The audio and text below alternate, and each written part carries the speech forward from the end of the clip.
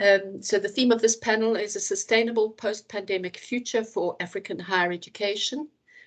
And our chair for this panel is going to be Chimwemwe Phiri. He's a PhD candidate. And the discussant is going to be our associate, Dr. Patience Mukwambo. So it's over to you, Chimwemwe.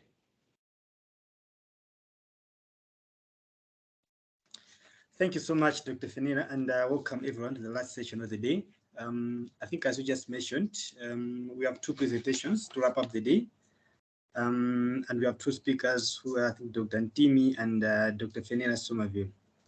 So I will start probably by introducing the first speaker. And then, yes, after the presentation, then I think we'll move on to the next speaker. So the first speaker is Dr. Ntimi Mtawa, and he'll be presenting on COVID-19 and higher education access, achieving social justice or entrenching inequalities. So as a brief bio, Dr. Ntimi Mtawa is currently a postdoctoral research fellow and a higher education and development researcher.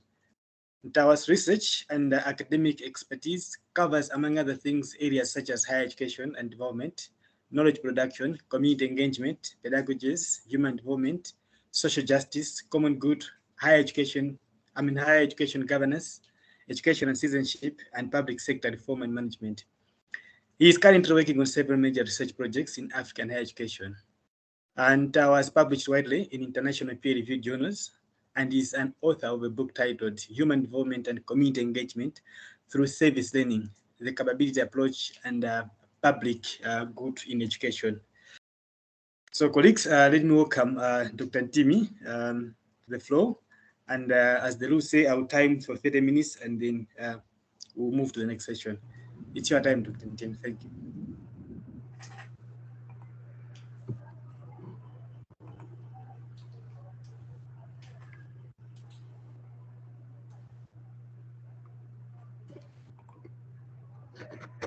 Thank you, Chimwemwe.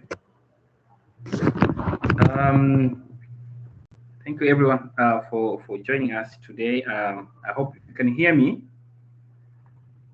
I hope you do hear me. I had asked Beta to help me with the uploading of the, or sharing of the slides. I had some difficulties when I was trying to do it here from my end. Beta, please, could you do it now?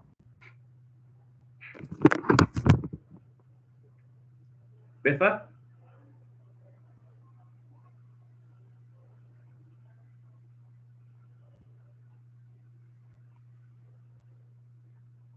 Betha?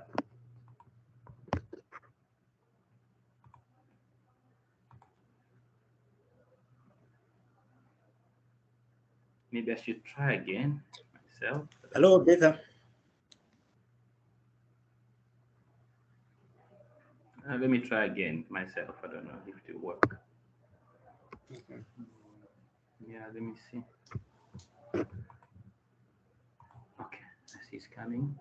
Can you see it? Can you see my slides? You'll need to make it full into presentation mode, full screen. Oh, okay, I see. We can see it now if you go from the beginning. Okay, how about that? Yes, we can see okay. it. Yes, thank you.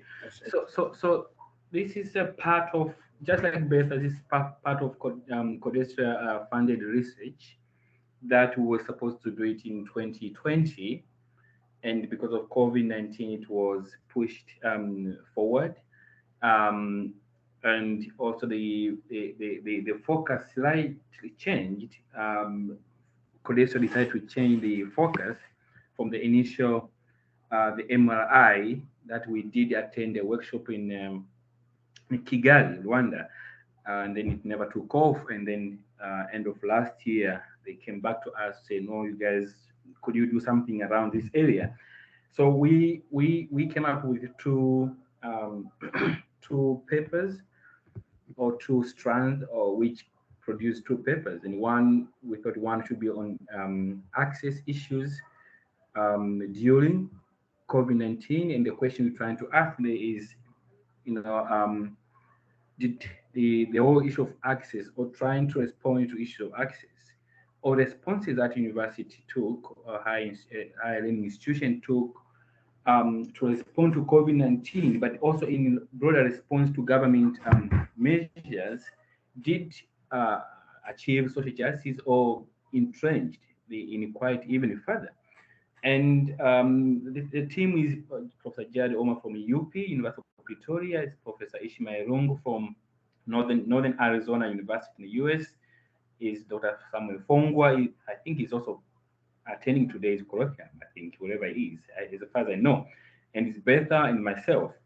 So I'll just give you introduction, and I'll talk about some of the debate about access to higher education in sub-Saharan Africa post-independence, and then some of the challenges associated with access to higher education. But how does access manifested itself during COVID-19? What has been the major challenge? And then I'll take you to the proposed or the theoretical framework we are using. We were drawing from Nancy Fraser's pilot of participation, and I'll talk about methodology. How do you go about getting the information that we're making argument for, or to support our argument, but also key findings of our paper. So it's very much about very much based on desktop research. There's not much about empirical findings, very much about desktop research. That's what we the DCA would decide to take, but also in response to codestria directives. So as I said, this is part of the 2019 MRR, meaning making research initiative that we were we are part of. And as I said, at the end of last year, they were told, codestria came up with a new focus that we should try to look at African higher education in COVID-19, the post-COVID-19 world. And then we came up with these two. One is a paper which Betha presented, and then another paper is the one on access, which I'm presenting right now. So this were some of the strand that codestria decided to come up with. So one could choose how you want to frame or recast your research, and we decided to come up with those two papers looking around these 8 strands. And as I said, one is experience of knowledge production, and another one is access, and I'm presenting on access during COVID-19. And the 2 questions that are guiding our paper is, what strategies have higher education institutions in sub-Saharan Africa used to mitigate the adverse effect of COVID-19 pandemic, especially on teaching and learning? But what has the impact of these strategies been on student access within the context of social justice? And some of the presentation by Dr. Ojo, but Tiffany, really have touched on some of these issues of access. And I think here we need to also be very clear what we mean by access. We talk about access of opportunities, equal participation. Who was left behind because of these strategies to respond to COVID-19, and who was included in that in those spaces? Who had access? Who didn't have access to higher education during COVID-19? So just to take you through, or sketchily to map the debate about access in higher education, especially in sub-Saharan Africa post-independence. Over time, we see how this notion of access has changed, the fluidity of it, and the dimension, the pattern that it has acquired over time. Within 2 decades after independence, the question was very much about, we need to open access because we need to, this has been neglected by colonial authorities, so we need to open up access to people. And it was very much within the question about we need to get a civil servant who replace this outgoing expatriate. And that was very much the debate about access. Nothing much, just get some access to people to go to hiring institution and have some sort of hiring qualification. Then in 1980s, for those who really are versed with higher education debate and literature, we're all about, does really Africa need higher education? What is the return in investment? And there was this famous study by this guy, I think he's a Greek guy, somebody, on which was commissioned by World Bank on studying about return on investment in higher education in Africa. And there was some very interesting findings, but very strange findings saying, no, Africa don't need higher education. It's luxury for them. It's not necessary. We should rather put more investment in primary and secondary education. So it was really neglected. So the question of access was not a major one, even among policymakers, but also among governments across Sub-Saharan Africa. Then come 2000, we see this question of access changing. The question now becomes the equity of access. You know, we need to get more numbers. We need to get who is going to study what.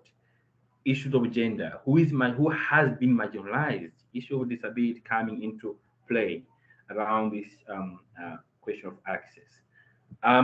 But that also comes with a lot of implications on in terms of infrastructure, in terms of investment, in terms of funding, in terms of capacity, all those implications. And this ties very well also with for those who have read the work by Martin Troll about the massification of higher education in those stages involved. And in African context, Hamid Bai does also touch on that. He tried to map on that. However, you know, in as much as there've been a lot of expansion or exponential expansion of higher education in terms of numbers of institutions, but also enrollment, still Sub-Saharan Africa lag behind if compared to other regions. And the proportional of each cohort that gets access to higher education yearly ranges from 9 to 10, and that, which is very small compared to global average, which is 26.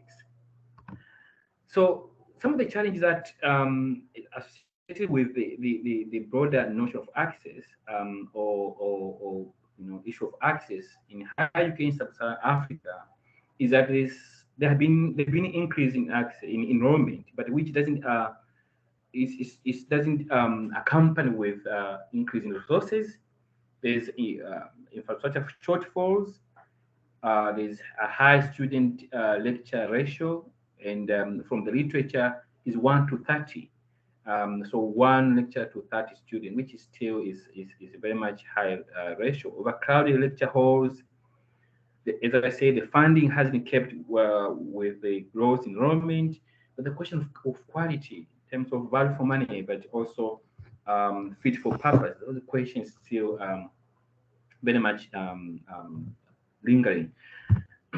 Now, within COVID-19, the question really has been the ensuring equitable access to higher education, also participation in terms of, especially for underprivileged or underrepresented communities or groups in society.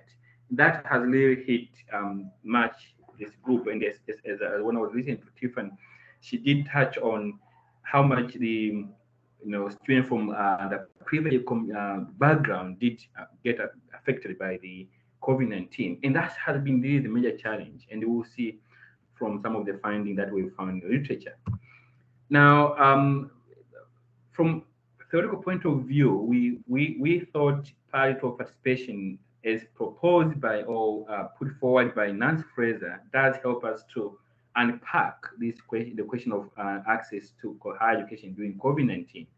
And we do really focus or dwell very much on the 3 elements of recognition in terms of, how much the response to COVID-19 reflected the equal respect for all students and equal opportunities for all students, where all students are really given opportunity to access higher education during COVID-19, were really recognized.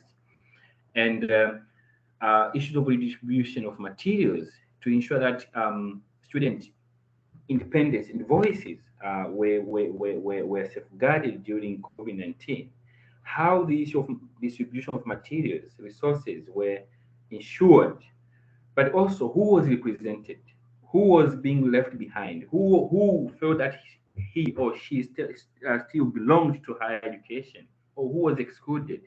So we looked at those issues, drawing very much from Nancy Fraser's framing or conception of these elements.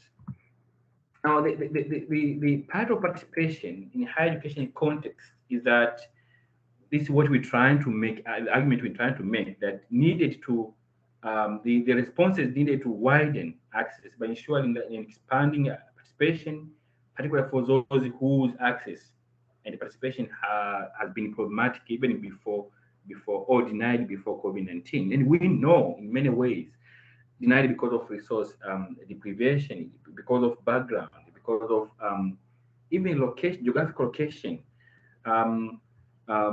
even because of preparedness from secondary schools in going to university, first years who come into university, or who come from poor background in terms of schooling.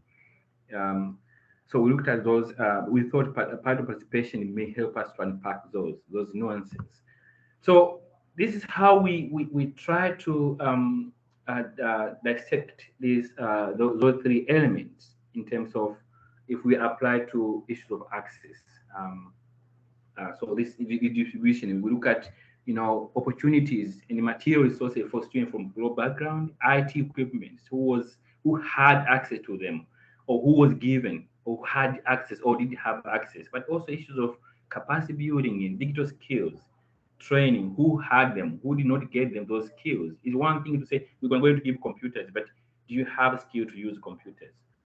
But issues of recognition, how about cultural dimension, background? If I give you a computer, you go home, and home doesn't allow you or enable you to use a computer. Those, or the living environment, household doesn't allow you to use those IT equipment. What does that mean? But also in terms of structural exclusion, who was represented in terms of structural issues, marginalized student, were the voices being heard about how they felt, their experiences during that time, who made a decision in terms of who should be given whatever resources which was available. So those are questions we're trying to unpack. Now, methodologically, we use a systematic review of literature, and we looked at a manuscript that has been published between 2020 and 2022.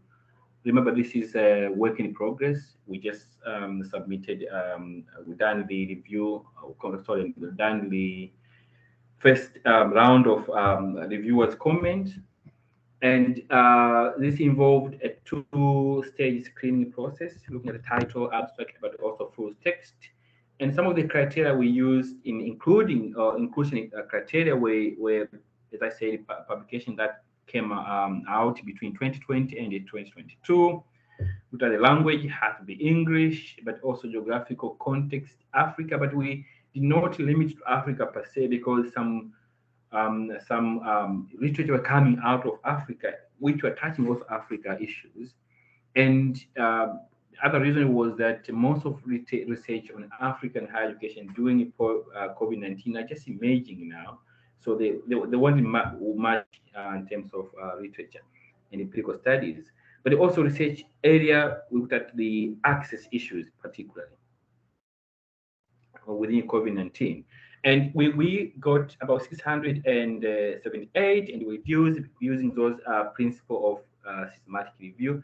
We left with only 44 studies that we thought they passed the screening process to be included in our synthesis and analysis. Now, some of the key findings. So we located our findings in mainly in two parts. Looking at some of the global response, especially drawing from what we call upper income countries. How do they respond to ensuring access? We found that at 90% of in this country, they moved into online and blended delivery solution, and they continue holding entry exams. there was a grant provision or reduced tuition fee for low-income students or marginalized students, but also there was IT equipment provision for the disadvantaged industry. These are some of the main response strategy. Of course, you may find some small strategy, but these were some of the main response strategy from upper income countries, especially Europe, Australia, and US, Canada.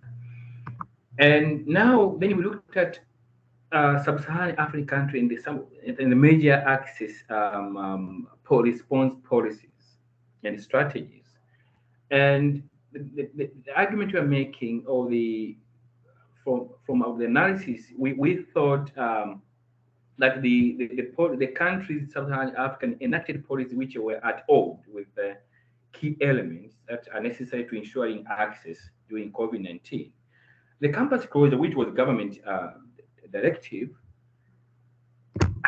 it was inevitable because the government had directed the institution to close down, and then there was which made university to begin to think about moving online. So those are two major policies, but also looked at institutional resources and funding as a key determinant of access, but also variation in terms of personal and household access to technology and know-how. Now, starting with the first one, the closure of campuses or hiring institution was important to avoid the spread of COVID-19. However, we know that limited the physical access, and we know most of learning institutions or hiring institutions in Africa are very much contact session, physical session, which now made difficult for many students to access physical campuses and resources. And we know majority of our students do rely on resources which are found on campus. Now, moving online, that limited so many students, especially those come from rural backgrounds, those who don't have access to internet or bundle connectivity issues. But those who don't have skills on how to access learning materials online, and that was really a major issue we found from different literature that we've consulted. But we also found that there was disparity in terms of institutional capacity to respond to providing support to students. In that is very much embedded in, or very much down to resource variation and funding issues, where you have some institutions which already had capacity to do that, but some other institutions had limited resources and already had infrastructure which are not supporting, cannot support moving online or being able to support the students. We found elements like in South Africa where some students were able to provide laptops to students. However, the question they're asking is providing laptop to students or giving loan to students in terms of laptop good enough to address issue of access? How about those who go to somewhere in Eastern Cape where internet is a problem, or in rural area, remote area where connectivity is a problem, but also issue of bundle. And there's very much interesting literature coming from South Africa, but also variation in terms of personal and household access. We found that voices of some students from some other empirical studies that have been done saying, no, I have a computer, yes, but I can't use it. In fact, I'm even scared to use it because I'm worried to get stolen. So those kind of voices which speak to issue of how much these responses considered issue of recognition, issues of redistribution, issues of misrepresentation, which is very much strong from in Nancy Fraser's conception. Now, so we found that the response strategies did pay little attention to resource differences between and among students, which is intertwined with Nancy Fraser's distribution of resources, but also they failed to meet what is called objective condition, and the distribution of material did not ensure student independent voice in terms of what do you want, how can we support you, but also in the subjective condition in terms of respect and opportunity for marginalized students to have access. you giving similar access to everyone or similar support to everyone, but you're not looking at, how much each individual is able to convert those resources into meaningful opportunities or meaningful use. But also an equal distribution of ICT resources, which is associated with an enabler, which disadvantages some students, especially from low background, as Stephen was talking about. Giving ICT resources to some students who come from disadvantaged background did not help much.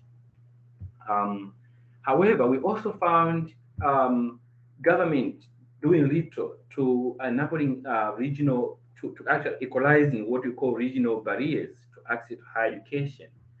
For instance, some institutions which are in rural areas did not really benefit much, which already suffering from this limited infrastructure, but also connectivity, but even electricity.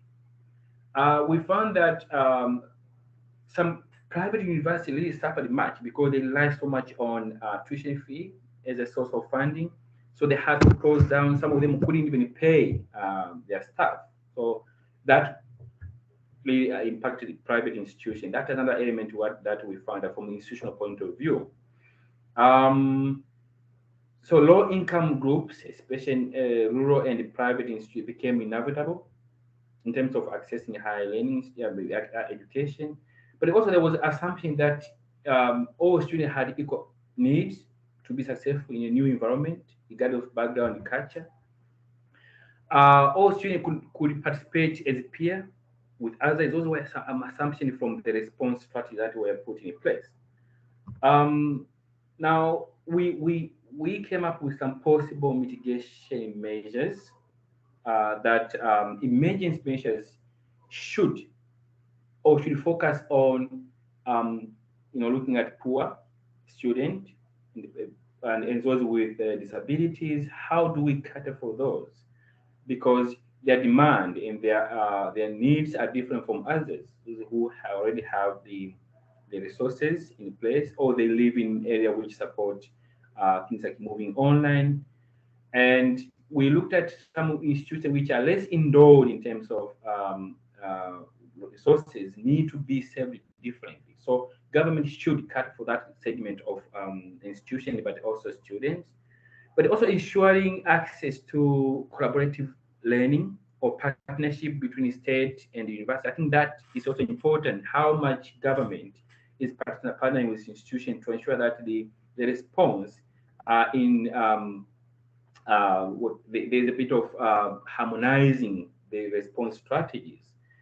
But also there's a need for government to recommit substantial investment in universities, especially state universities, which take or the bigger bulk of underprivileged students.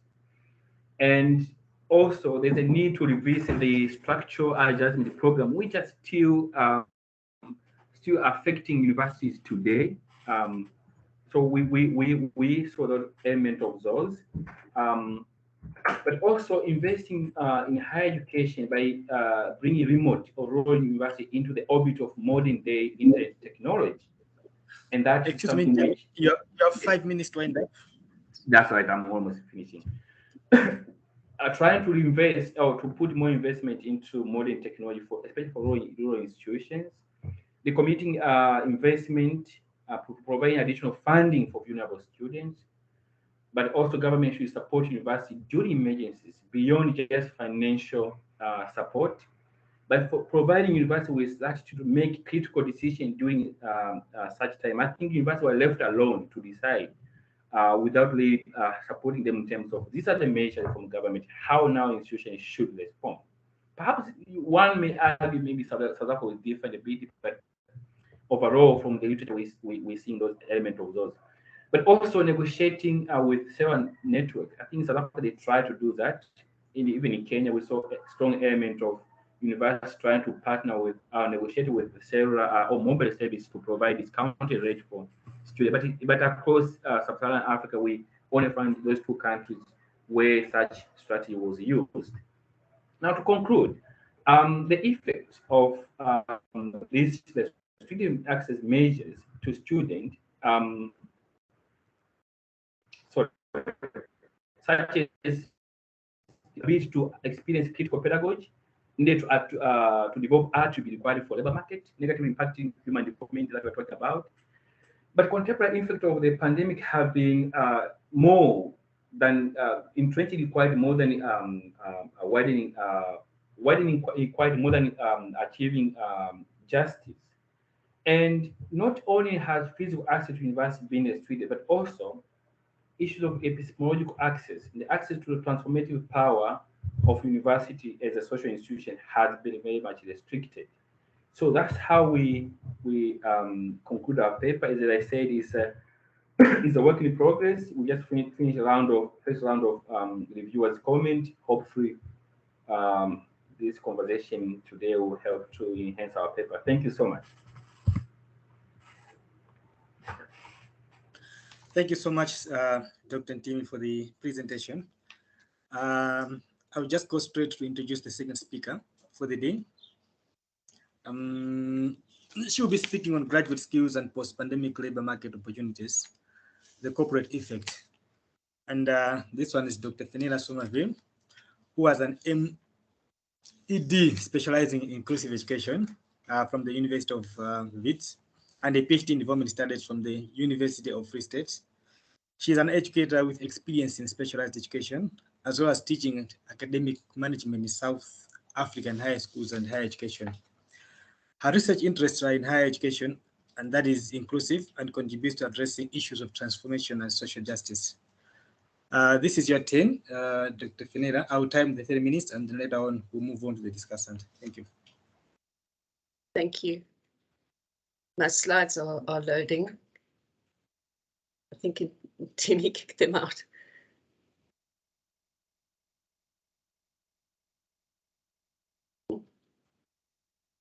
Here we go.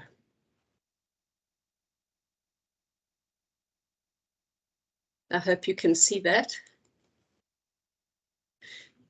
I hope you can see my screen.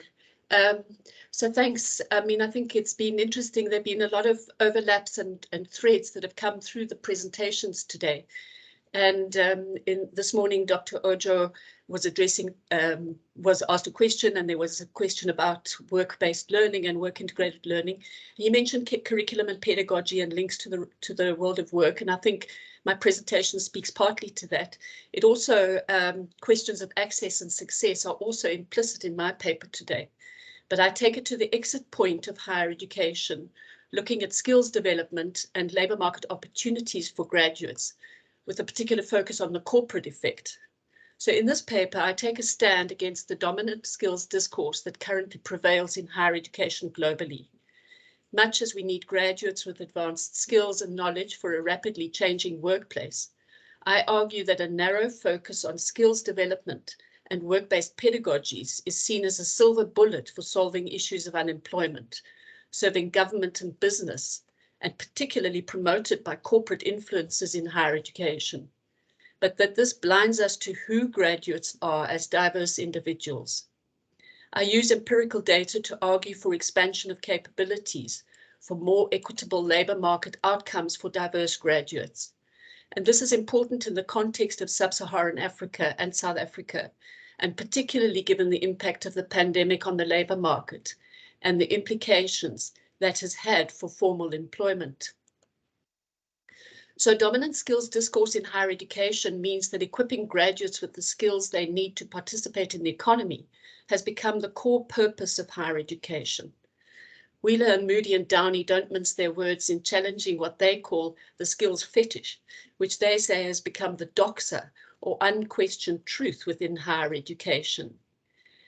Their critique is that skills have become reified, existing as disembodied from individual agents or social relations. And this is a view with which I concur and to which I speak today. This discourse is underpinned by human capital theory that claims that graduates who are educated with skills for the labour market, in other words, produced as human capital, are more productive, more in demand by employers, and earn higher wages. Human capital theory, together with neoliberal capitalist market values, promote the commodification and marketization of education. So there is increasing competition between institutions for students, privatization of functions within public universities, and there's been growth of private higher education, all driven by the market and economic ends.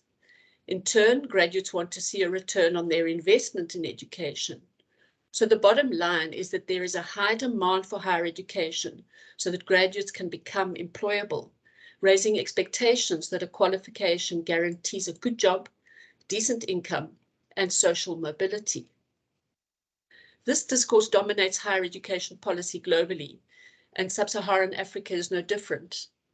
The African Union Agenda 2063 and CISA, the Continental Education Strategy for Africa 2016 to 2025, position higher education central in the development agenda for the continent by producing graduates as a skilled human resource, what they call the critical stock of human capital required to build modern competitive societies and economies.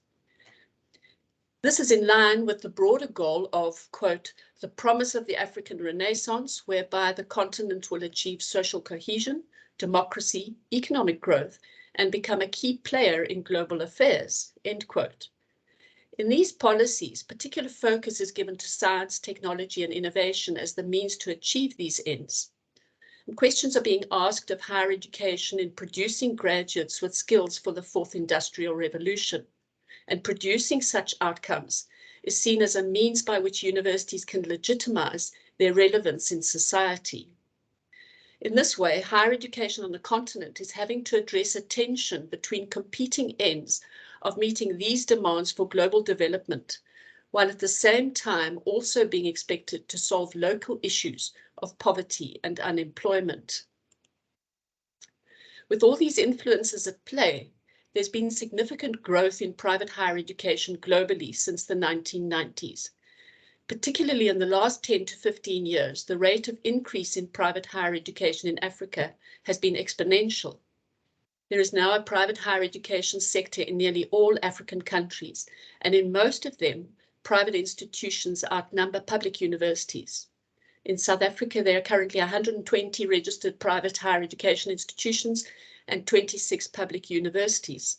And I got information this morning that Ethiopia now tops the list. They've got 360 private institutions and 51 public universities. Notwithstanding that, the share of the private sector on the continent is still small, on average comprising about 17% of student enrollment.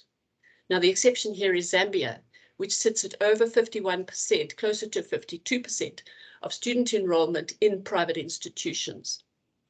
So private higher education is playing an important role in expanding access for more students to higher education across the continent and supplementing public provision.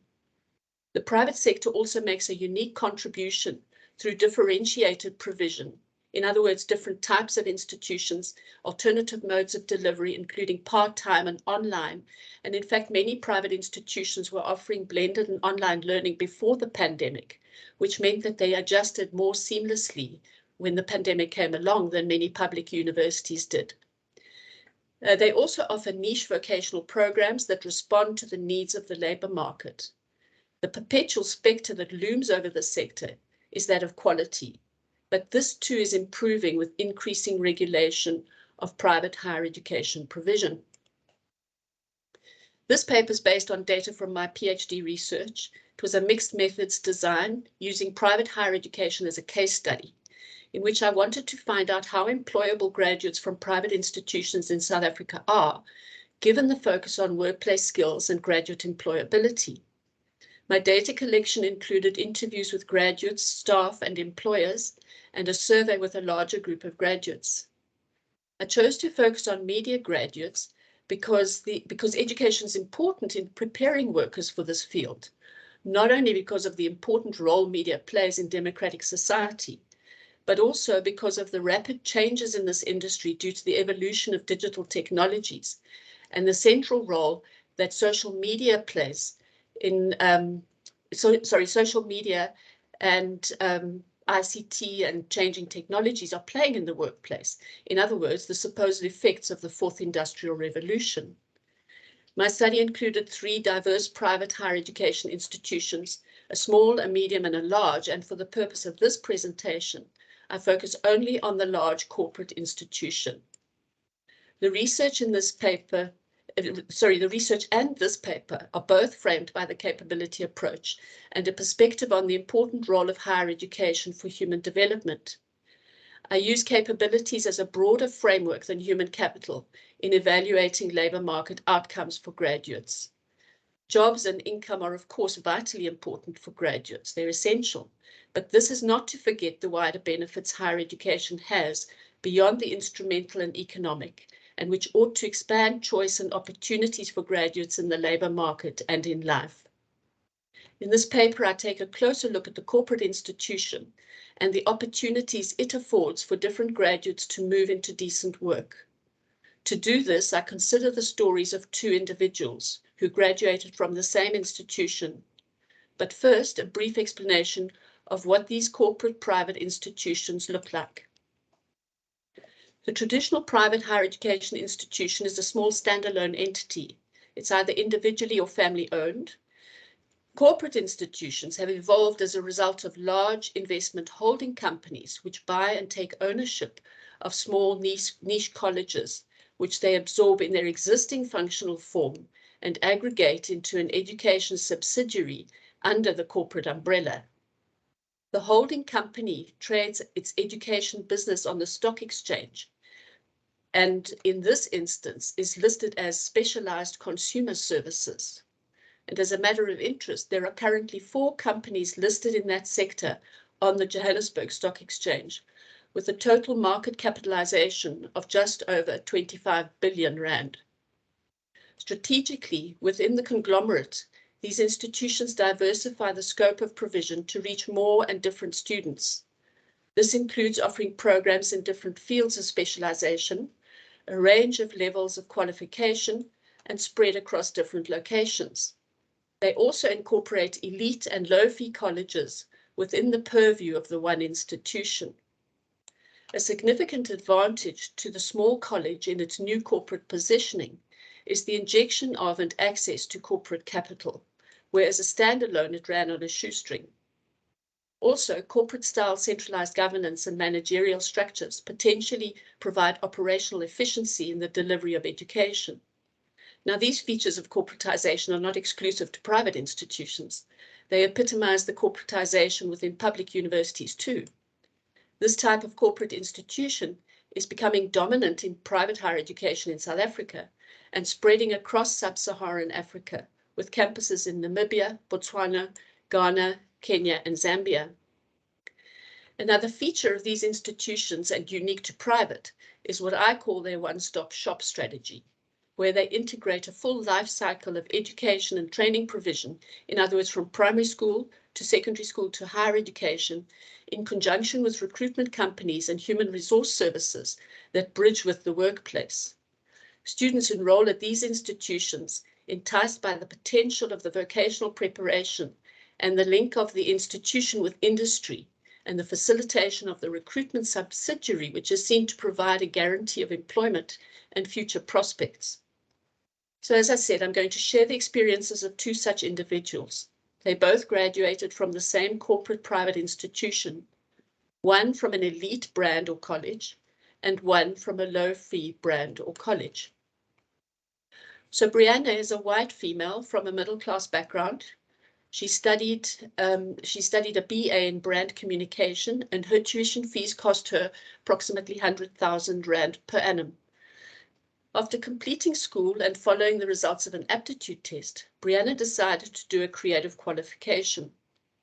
When it came to making her higher education choices, she knew that she needed to be strategic about the institution she chose. She was aware of how hard it is to find a job and wanted to ensure herself an advantage. So she phoned 4 large media agencies and asked them where they scouted for new graduates. They gave her the names of 2 private colleges. She visited them both before making the decision as to where to enroll. Explaining her choice, she said, "The vibe was just different. It felt like I could fit in more." Nomsa is a black female from a working class background. She studied a diploma in journalism, and her tuition fees were about 27,500 rand per annum. So in other words, that's less than a third of Brianna's. After completing school, Nomsa made application to study psychology at 2 public universities. Her applications were both turned down as her school leaving results did not meet the academic score for admission. She was desperate to go to university to get a qualification of some kind. Her sister, who is a graduate, advised her to try a private college.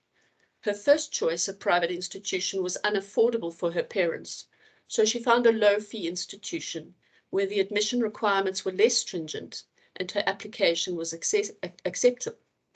The college offered 2 media programs. She opted for journalism because she had heard that public relations graduates are not able to find jobs. And also she said she liked writing. And so it was that both Brianna and Nomsa enrolled at different brands of the same corporate institution, which has a central mission, which is building careers and promoting the employability of graduates.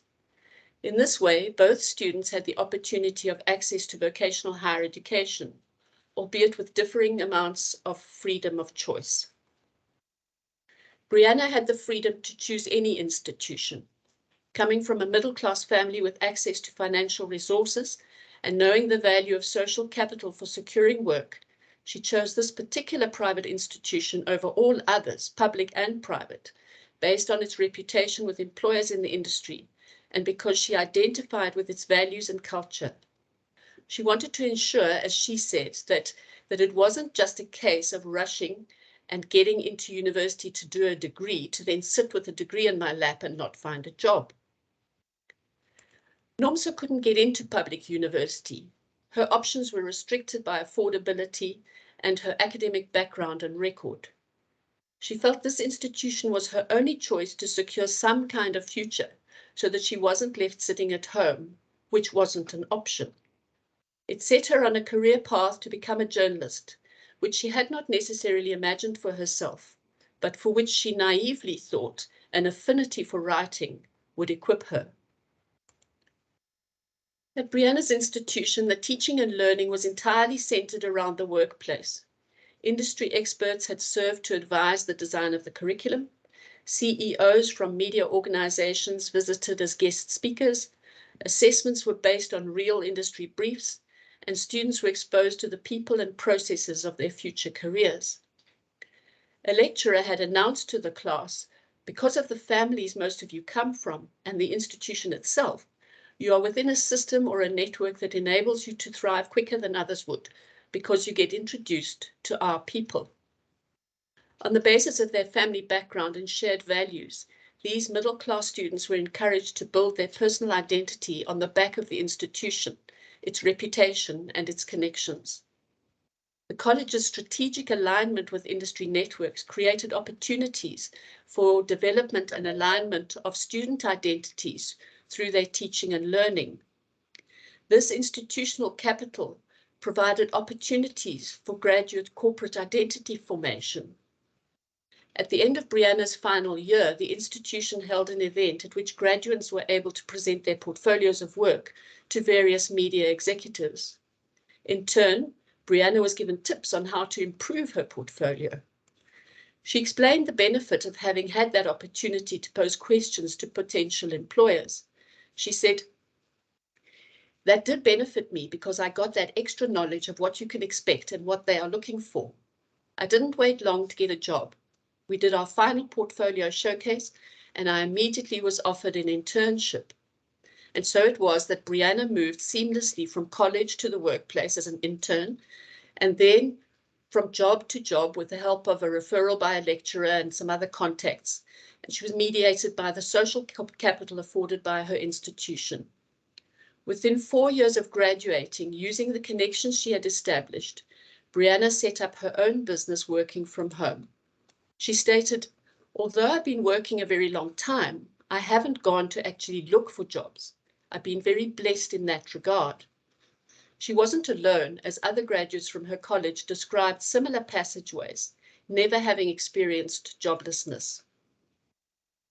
The educators at Nomsa's institution, like those at Brianna's, were media practitioners who shared their working knowledge of the industry with students. Nomsa's journalism lecturer was a freelance journalist with a large, well-known media publication.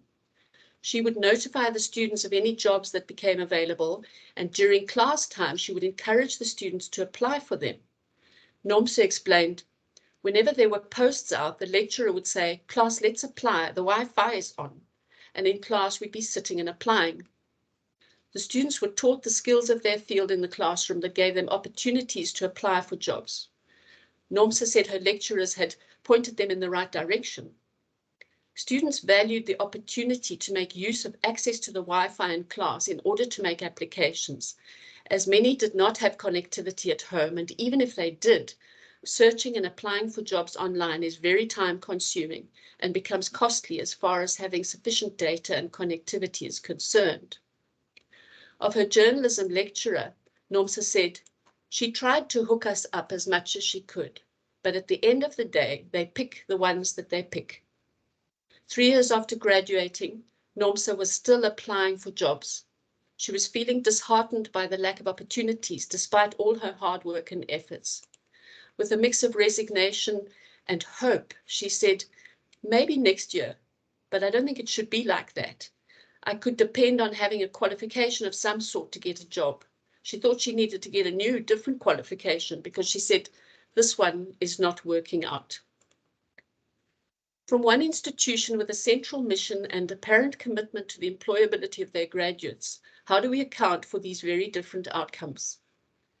The employer voices were unanimous that their recruitment processes are guided almost exclusively by industry networks and institution reputation. They describe the avenues of entry into their organizations. Firstly, they select interns from colleges with which they have a relationship, for example, at portfolio events such as the one Brianna was selected at. Secondly, they recruit through an industry referral, so because they place a lot of trust on the views of colleagues and the value of the network. Thirdly, but most rarely, they recruit from direct job applications. The reputation of the institution is key. Therefore, contrary to what institutions and graduates think, and the skills doxa, employment may be more strongly determined by institutional capital, which serves as a proxy for the quality of the graduate, than by an individual's skills or attributes. So institutional capital takes the form of the status and reputation of the institution, as well as its people, partnerships, and networks. It's a resource that can be used to foster graduates' identity formation in preparing them for the workplace, and it acts as a conversion factor for enhancing opportunities for connection and employment. If we look at how these capabilities are developed, we have heard that at Brianna's institution, the students are deliberately and strategically incorporated into the network of our people. In this way, their corporate identity is developed and they have opportunities to build connections which enhance employment outcomes. Also, importantly, due to their background and their values, they understand the value of this capital and how to exploit it. Not all students are aware of the importance of social capital and networking, or have the ability to build and use it for personal gain. And indeed, even if they are aware, Walker et al.'s study of rural students in South African universities showed that concerns about passing their studies or financial worries are uppermost in the minds of working class and poor students. So in such cases, the institution's understanding of different student identities and values and the mediation of the development of social capital and agency within the network is very important. At Nomsa's institution, the institutional capital and graduate identity is not developed in the classroom in the same way. Lecturers teach skills, and the end goal is for graduates to be able to apply for jobs. The institutional capital and opportunities for connection with industry lie in a separate division, namely the Career Centre. About 7 months after she had graduated and had been applying unsuccessfully for jobs, Nomsa signed up for a workshop at the Career Centre. At the workshop, they checked her CV, they went through job application documentation, and they conducted a mock interview. The workshop facilitator explained her purpose with such workshops. She said, so during that session, we make them identify their personal branding. So when I'm engaging with the graduates, now I'm aligning their personal branding and the company's branding. Can they fit? Because remember, I have a job requisition opened and I refer the student. So what happens is we rate them according to how we can fit them in the industries. So the Career Centre is the gatekeeper to employment. It is linked with the marketing department, and in addition to providing workshops for graduates and alumni, it fulfills a recruitment service, no fee charge to clients. This is aligned with the institution's marketing pitch, which states that they assist their own graduates with job opportunities. And the Career Centre has a target to place 80% of the institution's graduates into jobs annually, upholding its marketing promise and its institutional reputation. The question is, which graduates?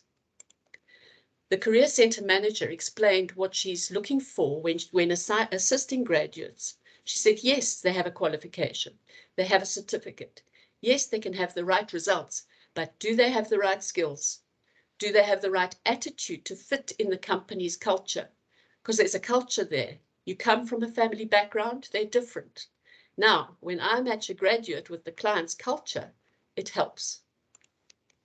Notwithstanding the diversity of graduates' backgrounds, the alignment and fit of the graduate is more important than her skills, her academic performance, and her qualification.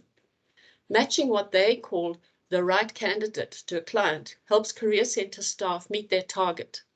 However, on referral, that graduate still only gets the opportunity to apply for the job.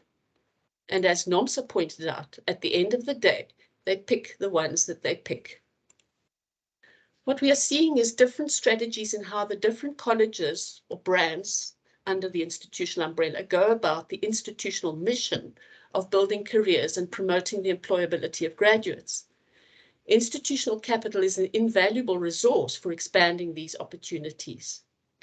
In the more elite college, it's mediated via the pedagogy to expand opportunities for identity formation and connection, and also importantly in enabling students as agents within the network. In the low-fee college, this resource is mediated by the Career Centre as a marketing tool for the institution to build connections with clients. Either way, it helps the institution maintain its reputation. However, at the low-fee college, the graduates are produced as a critical stock of human capital, rather than agents amongst the network of our people. They have the skills, but these are only useful once they are in jobs. Given the background of working class students, their personal branding is unlikely to align with the corporate culture. And therefore, the only opportunity... 5 minutes left to end up. Thanks. The only opportunity and agency they have is to apply for jobs. And we saw that that is the last option that employers use for recruitment. So in conclusion, this empirical data supports Wheeler and et al.'s critique. It shows that skills per se, even from reputable institutions with work-based pedagogies and good quality teaching and learning, do not make graduates employable, particularly if they are disembodied from the individuals in whom they are being developed. In fact, a narrow focus on skills eludes the vital role graduate identity plays in higher education processes and employment outcomes. The aim of this paper was to highlight the pervasive corporate effect in higher education, in which individual outcomes, in which individual outcomes can be compromised by the business of education and the market-orientated focus of institutional purposes, processes, and products. In this way, perpetuating educational and social inequalities and derailing transformation efforts. Corporate institutions have the potential to expand higher education opportunities for more students, and particularly opportunities of access for poorer students. However, I argue the potential also exists for differentiated provision and unequal outcomes to be obscured within a corporate structure in which diverse students and graduates are perceived to benefit equally from the institutional capital.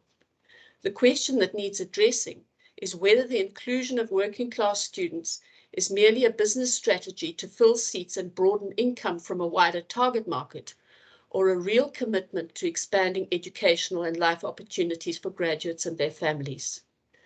What I hope to add to the debate is to point to the value of the development of human capabilities over human capital, and particularly the capabilities for identity formation and connection in expanding labour market opportunities, the absence of which could be said to constitute capability failure.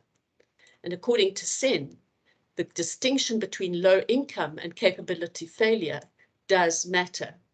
It's not enough for institutions to accommodate low-income students as a token of more equitable access or social and economic transformation. If that education is not able to provide those graduates with minimal freedoms in the labour market and well-being in the world.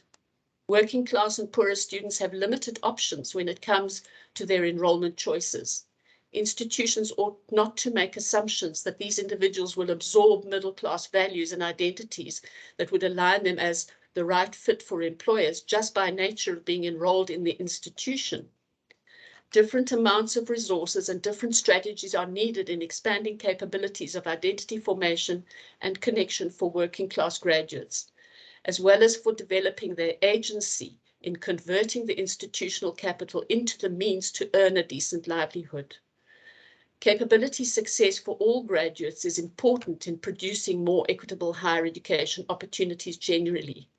This is also important in the context of the post-pandemic labour market, where formal employment is diminishing, yet where a range of new alternatives may arise for agentic individuals who know how to identify people with whom they can work and develop income-earning opportunities.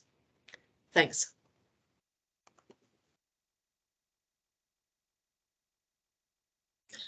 Thank you so much, Dr. Fenella, for the presentation.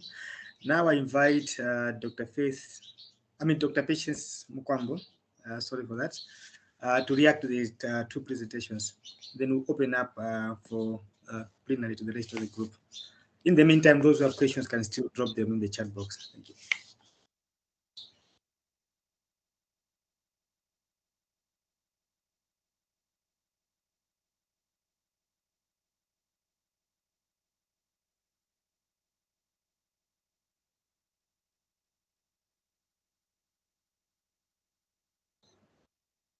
Hi, everyone. Okay, great.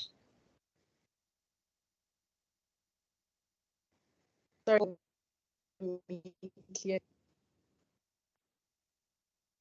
Chimwemwe, can you hear me? Yes, I can hear you. Go ahead, please. You have the floor. Oh, okay. Okay, thank you very much.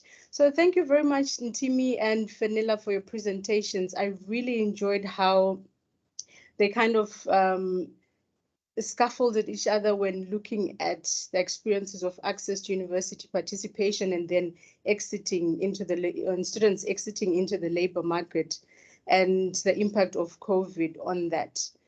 So in this way, the two presentations kind of picked up where the other one left, and I thought that was very good.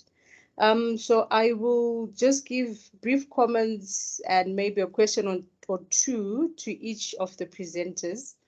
I'll start with you, Ntimi. Ntimi, I like the way you explain the expansion of the understanding of access over the years, depending on the changing context. And I also think it's important how your presentation illustrated the deepening digital divide that also undermines the intention to contribute to the creation of more equitable societies and social justice. And the balance you gave on how institutions have varying resources to support students, while students also come from different socioeconomic circumstances that affect how they participate and access university.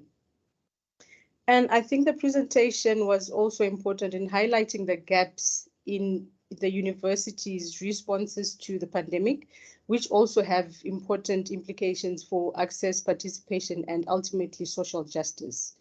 As you were talking, I was also wondering that given the large numbers of students who do not complete their studies, their university studies, and it made me think of whether access necessarily promotes social justice, because sometimes students are left with student debt and incomplete studies. So in this way, they are kind of stuck between accessing university and not accessing university. It's just a comment. You can respond to that or not. But I have one sort of broad question. You adopted a thick understanding of access, which I think gets quite rich data, but I was wondering if maybe you conflated access and participation, because from my understanding, these two have different factors that influence them. And I think in separating them, you would be able to get a richer explanation of student experiences in accessing higher education and in participating in higher education. So in most of the instances, you discussed universities' responses to the pandemic, for example, moving from face-to-face to online learning, availing resources to students in the form of data or laptops and so forth.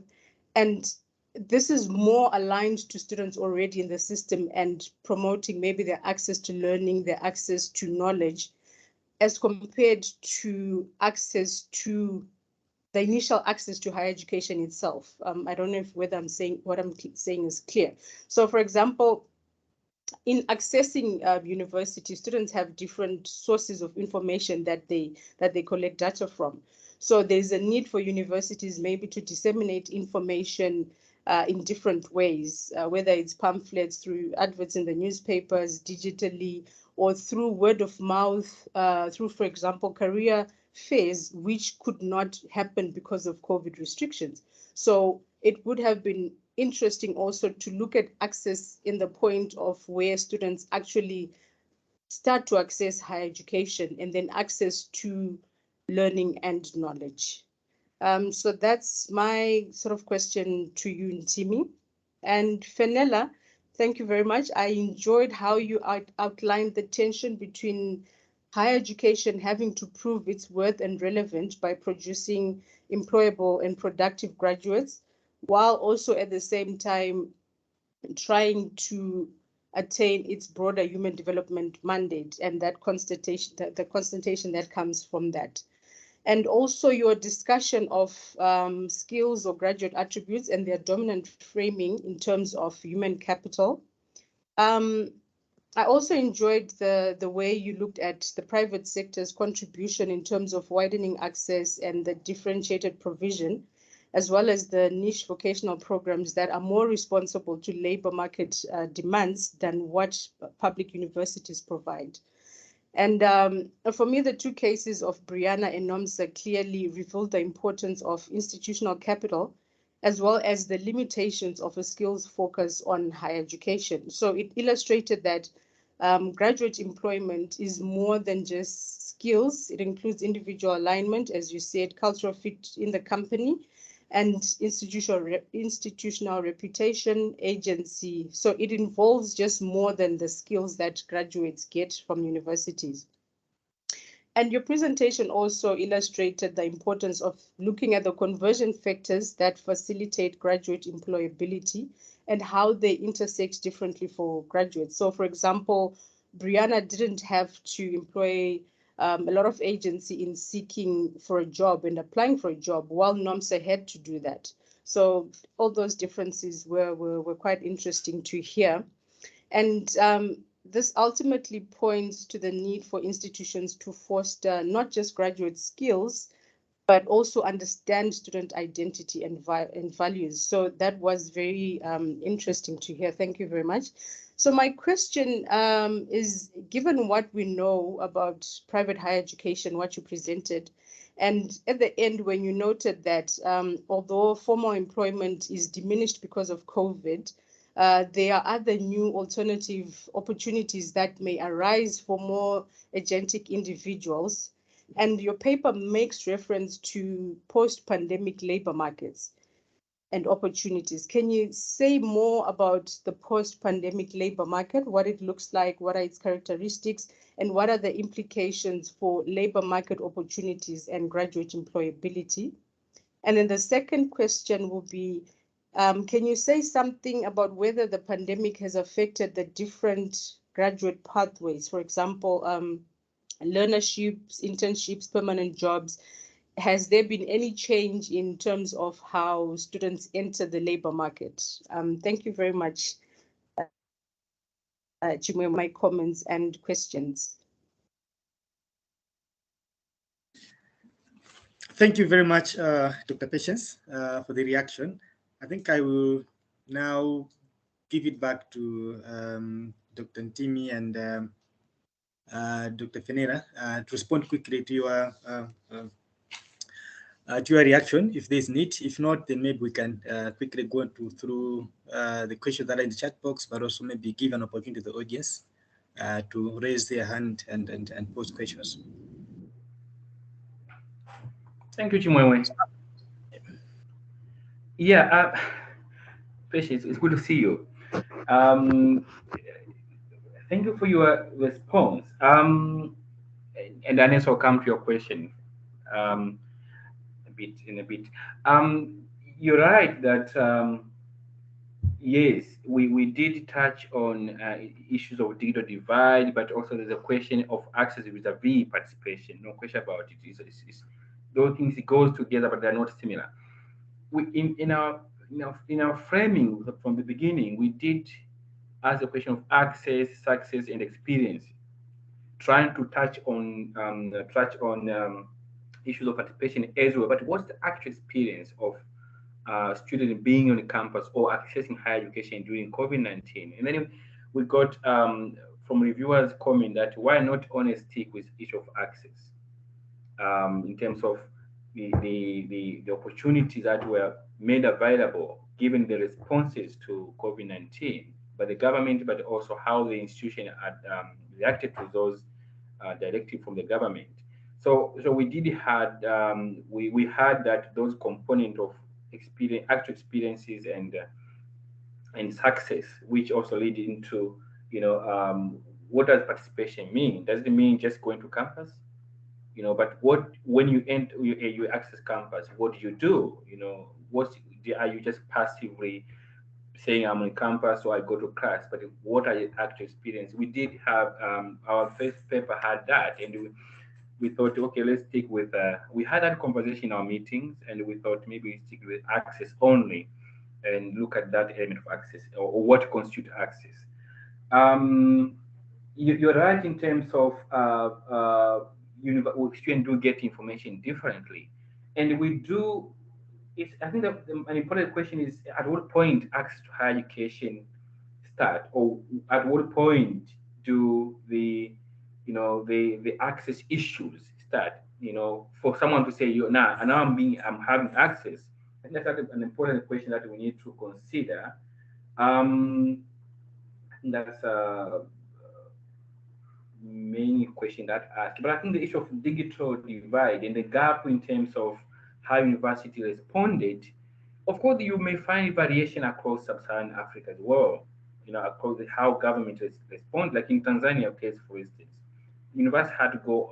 They closed for 3 months, but the way government responded is very different from the way the government responded in South Africa or in Kenya. So there are also those different differences that also need to be packed out.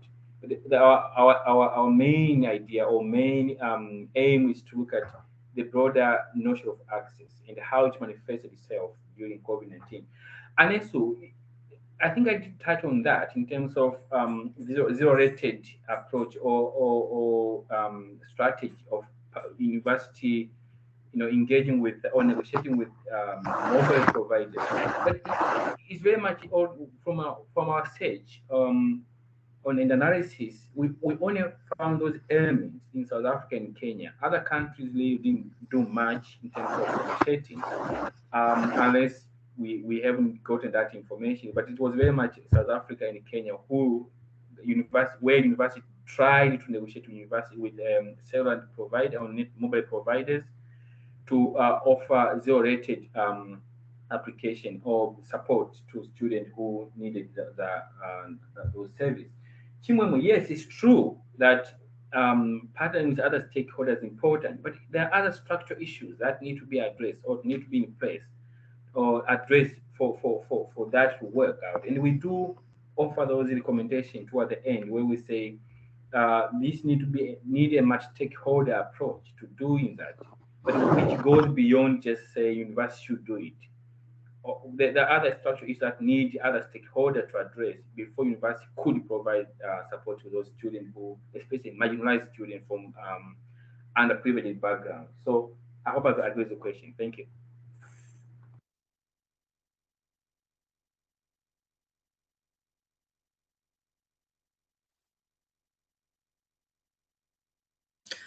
Over to you, Dr. Fenella, if you have anything to add. That.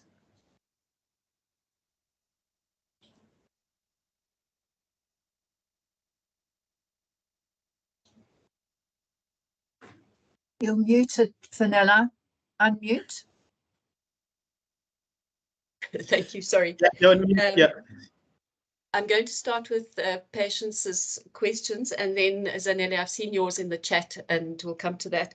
So, Patience, you ask about the post-pandemic labor market, and of course, my research was done before the pandemic, but even then, I was critical of the intense focus on formal employment only by institutions, and I think what the pandemic has done is made that even. It's just sharpened that and made it more essential that institutions get it in their heads that formal employment is not the only route into the labour market, because that is the central focus of their work-based learning, work-integrated pedagogies.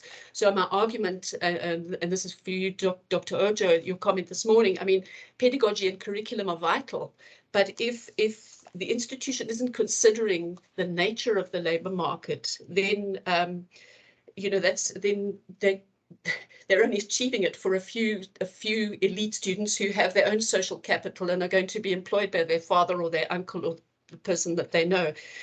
And I think what institutions do is they throw in a module on entrepreneurship and think that they've equipped the students to know how to run a business. And they also don't recognize the enormous difference between being an entrepreneur and being self-employed. And what I learned from the employers was that an employer will rather, and this again was even before the pandemic, and will be all the more so afterwards, because businesses don't have money to take on people on fixed contracts of jobs. Those people become expensive. They need a pension, they need leave, they need all these things. And the actual value that the employer gets for the hours that person works is really quite low compared to a freelancer. So they rather bring in a freelancer who works and gets paid for the hours that they work. And freelance work as a form of self-employment, graduates are not prepared for. And they don't really want it because it doesn't give them a secure income. And yet, if they were educated about it, the employer also we worked out that a freelancer earns 3 times what a contracted employee can earn in a month, because of all the additional expenses on the fixed contract.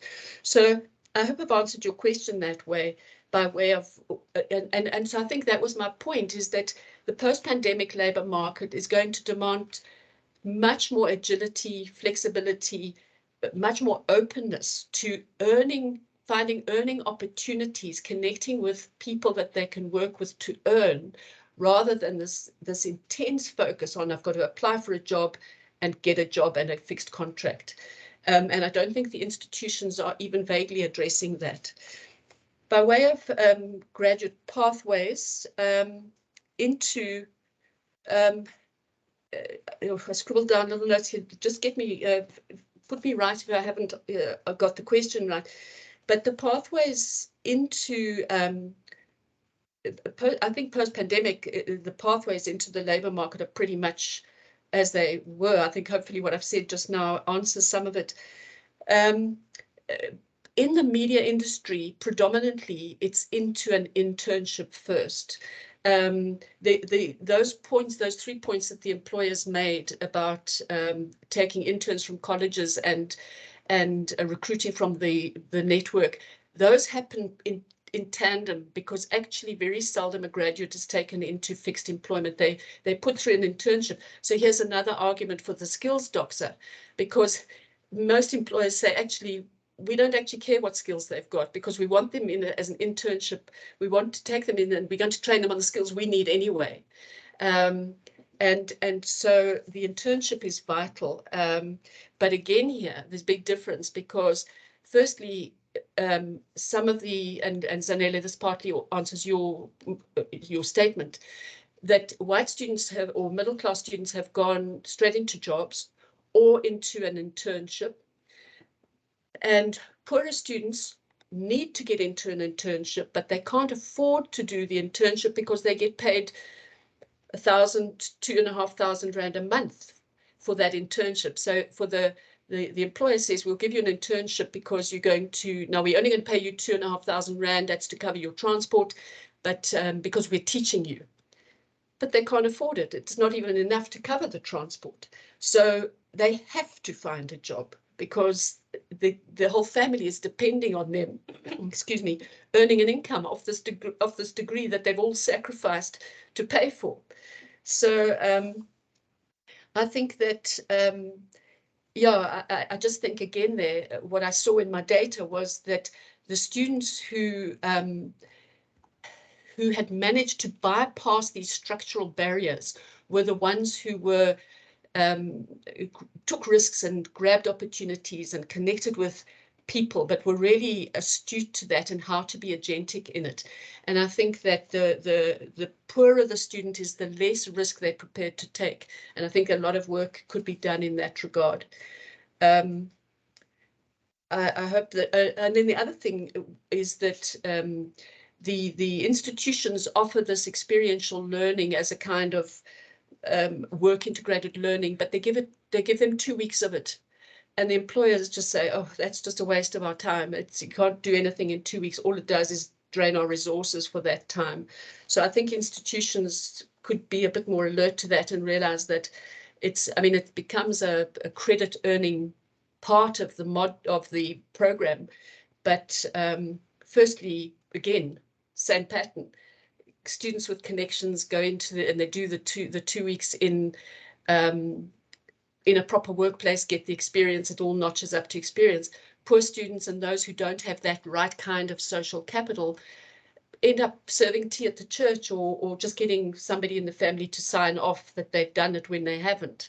So it's almost becoming self-defeating on its own. Patience, I hope that's kind of answered you. Zanele, you ask about what I mean by the corporate effect. Yeah, well, I mean, all of that. I mean, the neoliberal influences in higher education, the marketization, the commodification, the expansion of private higher education, and within private institutions, these conglomerates that are just gobbling up the whole sector. And I've been in a small institution that was bought over by one of these, and the relief to the owner of the business was enormous because no longer did she have to struggle for capital to run. But they came in top down with their managerial meetings and instructions and directives, although they said, we're going to leave you to run the education part, but we'll run the business. So I think, yeah, I wanted to say, I mean, it's very strong in the private sector, of course, because it's a business sector. But I think more and more the literature is showing that these influences are being seen in public universities. And my point is that these institutions, and especially with the pressure of we must widen access and we must increase the diversity in institutions. That's why my question at the end, well, is that being done just as a business strategy? Is that being done just to say, well, look, we're diverse, we're committed to social and economic transformation by taking them in without making the adjustments internally for who is coming in and adjusting the resources and the pedagogies accordingly, because that's a lot more work. Much easier to homogenize all students and say, okay, now you're in, you must all be the same. And we give you the same teaching, same assessment, same outcome, same work experience module and whatever. And now you should all come out the same at the other end. And it doesn't work like that. Question about the type of knowledge that was gained from the qualifications. Now, interesting there, I mean, the graduates were extremely instrumental in what they wanted from their higher education, like Brianna. She actually didn't want an education. She wanted a pathway to a job. So yes, they just want the skills of the trade, as it were, the skills they want to learn how to operate the camera, they want to learn how to do their social media stuff, they want to learn how to design. They're not, the ones in my study were it was all instrumental. It wasn't about it wasn't about the broader influences of higher education. That's can't generalize that to all private institutions or all students. But that is what I saw from my participants. And I think the private institution, because they're on these quotas of we're going to place 80% of the graduates, we're going to place 90%, that is, it just dominates the whole, it just dominates how they see their role in education broadly as well.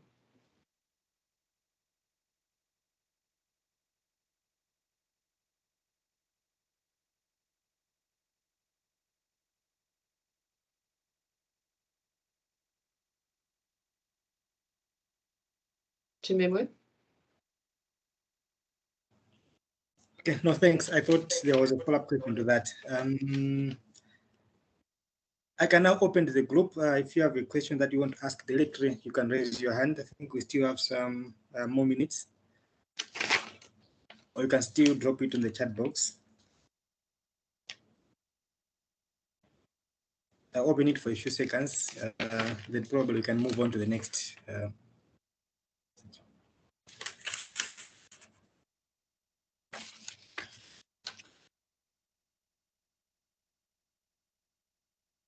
Okay, I guess there are no more questions. But two more, I think you can always continue from here. You can always open up, the lines of communication with whoever speaker it is that you're interested to know more about beyond this discussion. So this marks, of course, the end of today's session. My job ends here. I need now to hand over to Bertha so that she can take over from there and introduce Melanie. Thank you so much. Bertha, it's your time. Thanks, Chimwemwe, and thanks everyone. I think I wouldn't really take much of the time. I'll just hand over to Melanie to give us the closing remarks. I'll hand it over to you, Melanie. Thanks very much, Bertha. When I first proposed this idea to the postdocs of holding a colloquium, which I thought would provide a platform for the work that they're doing, I thought I was pretty confident that it would be good. I didn't have any doubts on that score. I have to say that you've all completely exceeded my expectations, and you've set an incredibly high bar for any new postdocs who join us and have to put together a colloquium of this kind. I think it's been excellent in a number of ways. Let's not underestimate the importance of something being well organized, well publicized, and so on. I think that's important. But I think the program that was drawn up has just been so interesting. The identification of a very relevant theme, 3 themed panels, allowing time for the papers, time for responses, and so on. So I think the structure of the program and the theme has also been really fantastic. And then we've had 6 presentations, which have just been of such high quality. I had to keep reminding myself not only that I was listening to early career researchers, but these are early career researchers from my own research group. I was so impressed, and I think you've done the group proud in the quality and the variety of the work that you're doing. So those are my first remarks. Then I'm going to make a couple of broad points. I'm not going to go rehearse each presentation one by one. I want to also thank the participants, especially any who've stuck with us through the whole day. So we started off with a keynote from Dr. Ojo, which I thought was really brilliant in setting the scene for the day and providing a set of parameters within which the papers that followed would unfold. And I want to make 8 points across those papers.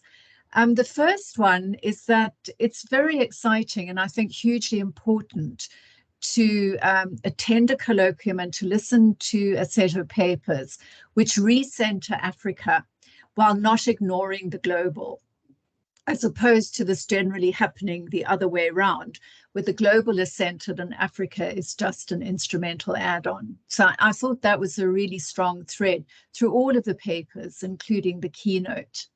I loved the way in which, in one way or another, all of the papers addressed challenges of human development, but we had what I noted down as capabilitarian theorizing plus. So people drawing on Maslow, on Fraser, on decoloniality, on African feminisms. And of course, we all understand that the capability approach is open-ended, that it allows for, and indeed often requires, the use of additional frameworks. And I thought we saw this done very, very cleverly and very adeptly in today's papers. I also like the way in which, if you look across the papers, we heard about the lives of staff and students. I mean, I think the lives of students are tremendously important and often overlooked, but I also think the same is often true of academic staff. And I don't think we can assume that academic staff necessarily align themselves with the neoliberal project. And I think what came out of Bertha's paper is the kind of challenges that staff have also faced, and particularly women, in negotiating the challenges of the pandemic.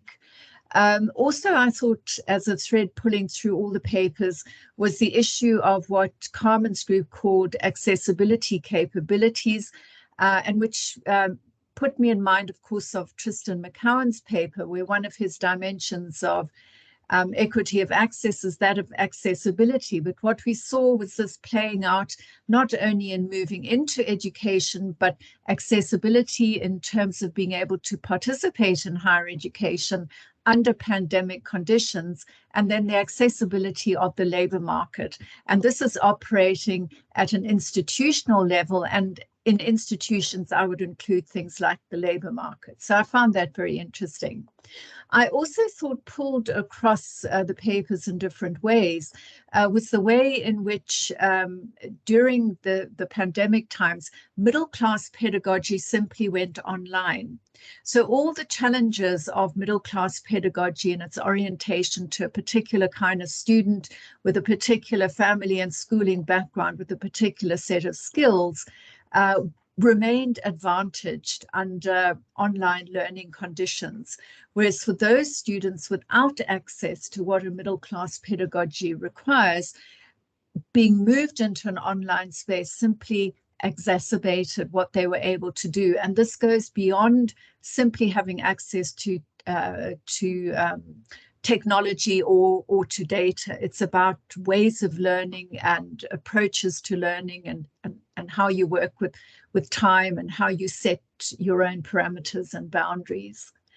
The capability gap also emerged, both for staff and for students in different ways. And of course, what is now going to be interesting is the extent to which this capability gap is persistent and whether or not or how it can be closed, both for researchers and for students.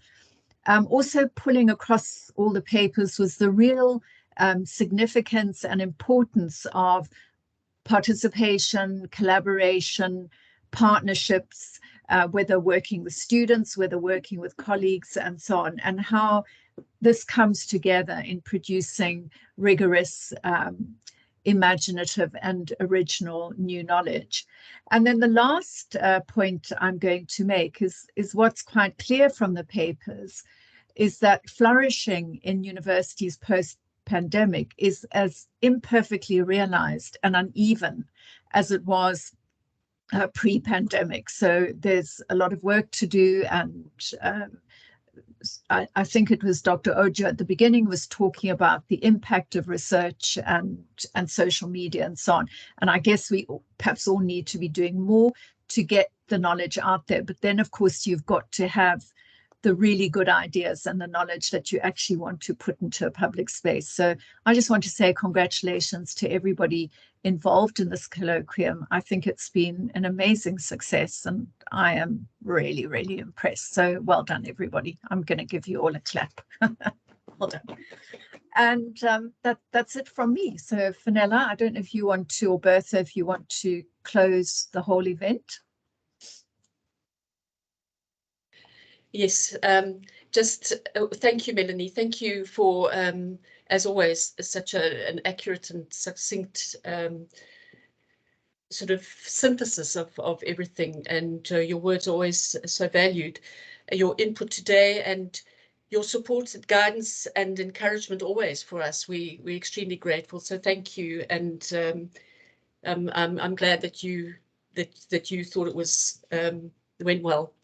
Thanks, of course, to Dr. Ojo for getting us started so well, for starting with threads that we were able to weave, well, that then weaved through the rest of the day, and for staying with us all day. I have to say, I didn't necessarily expect that, and thank you for your presence here. It's very much appreciated. And you know, it's been an enormous team effort. So thank you to the very competent discussants, Mikateko, Edward, Andrew, Patience, for adding to the conversation, to the chairs who managed things and kept things going, to Moffat and Kura and Chimwemwe. And these things don't happen without all that involvement. To Lucretia, the office manager, who's been behind the scenes with various administrative things and helping today there as well. So, and then of course, huge thanks to the postdocs for their work, and this really was, I mean, putting the colloquium together was really a team effort, and the team participation. So thanks very much to everybody, and thank you very much to the audience, people who came and spent the day with us. And yes, I agree, Melanie, if you're still here, you really get the medal for perseverance, especially on a Friday afternoon. So thank you very much to everybody. I think that pretty much draws the proceedings to a close, and I hope everybody has a good weekend. Thank you. Well done. Enjoy the weekend, everybody. Bye. Thank you. Well done. Bye. Thank you, Bye. everyone. Bye. Bye. Bye, everyone. Thank you.